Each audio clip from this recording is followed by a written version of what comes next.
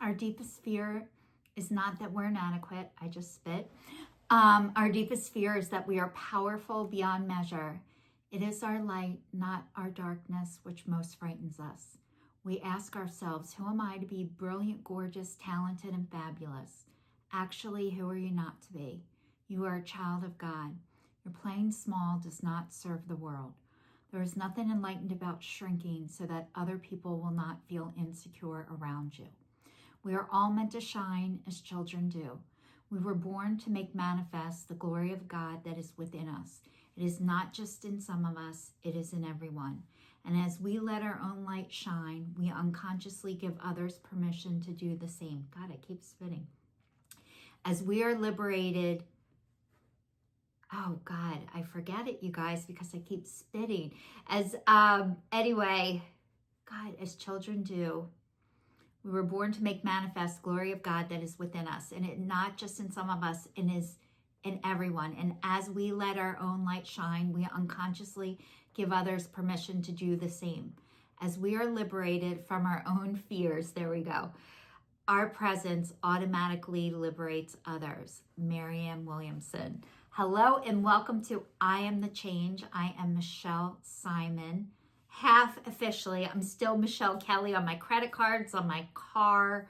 I switched back to my maiden name in December, and it's still a process. I switched my driver's license. I switched my social security number first, or social security, and then my driver's license, and then my medical stuff. And I didn't switch my credit cards yet. I haven't switched all my bills over. It is such a pain to go back to my maiden name. However, I'm still in the process of doing it. So my driver's license says one thing, my credit card says another, and I go back and forth and I don't know who I am most of the time. What do I sign? How do I sign it? Which person am I? So it's still a process and I'm working on that. And I want to just say welcome to everyone who's watching me for the first time, and thank you. I've been doing these videos. I'm in my 7th year of breaking up with fear, breaking up with shame, and breaking up with guilt, followed by a weekly video showing you guys how I am being my authentic self. Like, I did not even shower for this video. I love that I'm just being myself because I don't have to pretend to be anything other than I'm not going to say who I am, where I am.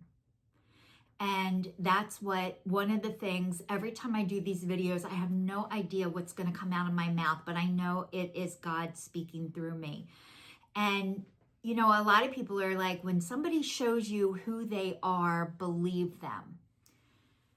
I believe it's not who they are, it's where they are. And when people show you where they are, believe them.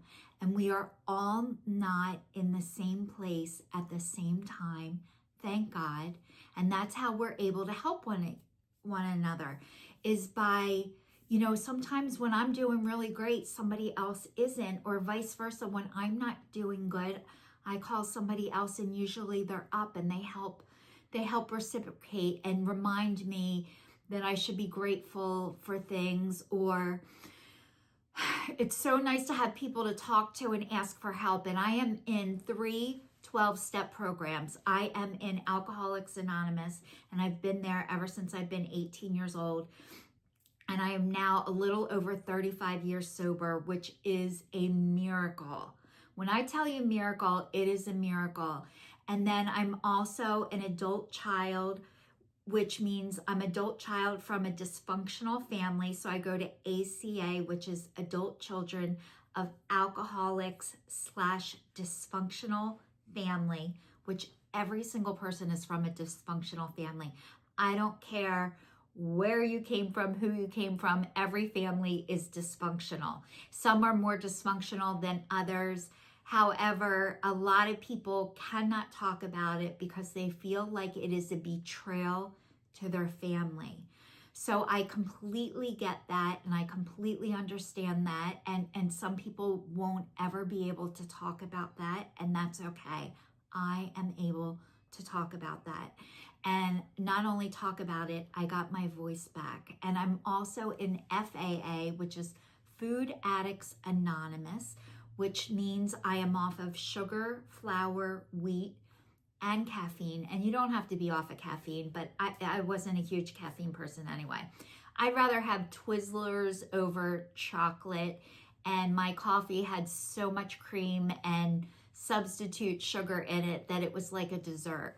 So if I couldn't have that, I'm like, why bother? And that's what makes me an alcoholic too.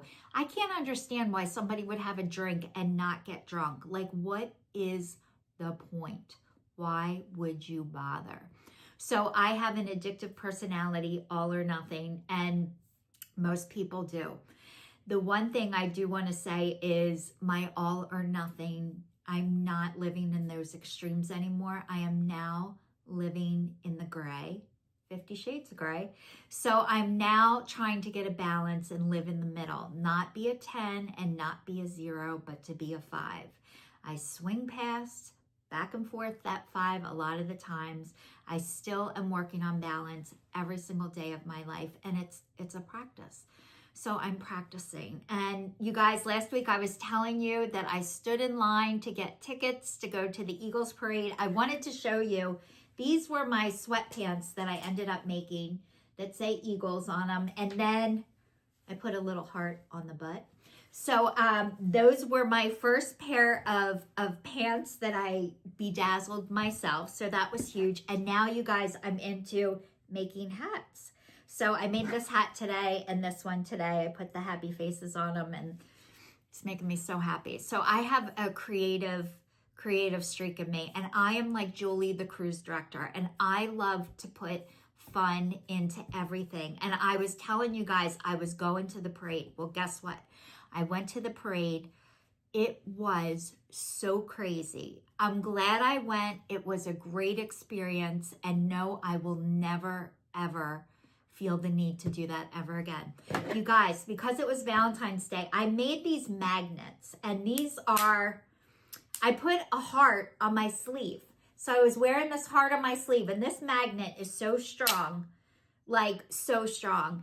And somebody stole the heart off of my sleeve, and I was devastated. But how I started making these, it's for like a sweater that doesn't really close, and you just put this magnet on it, and it looks like you have like decoration, but it keeps your sweater closed. So I was making those years ago. So I love like making things, having fun, being creative. Has it ever brought me money? No. I haven't, pursued it. It's more fun for me than anything else, but my creativity, the more I touch into it, the more it comes out. So you guys, on the way home, well, I have to tell you, at the parade, it was insane. It was so crowded. We were in a couple of spots where we were like so close to people you could not move at all, like at all. And that was horrible. So anyway, but we got on side streets. We ended up walking like 7 miles that day, which is a lot. And then during the parade, I brought my Bluetooth speaker. So I was playing music the whole time. And my brother's like, just follow the music so we don't lose her. My nephew was in shock because I was playing Shabuzi and people were dancing to it, tipsy. So anyway, because we country line danced to that song. So anyway, it was really a lot of fun. On the train on the way home, instead of playing Name That Tune, I stood up in the front of the train car and had everybody play Name That TV Show this came from. So I was able to stand up in front of the train car with people I never met in my life and asked them to play this game, and they did. And it was so much fun. And you guys, I am comfortable in my skin wherever I am, wherever I go. And it is such a gift, but I have worked my ass off for this. And I work my ass off for this every single day to keep it. I was so sick for the past year and a half. I am still healing from all of my all of my gut issues, and it is a process, and my camera's starting to fall. So thank you so much for watching. Please stay tuned. See you all next week. Take care.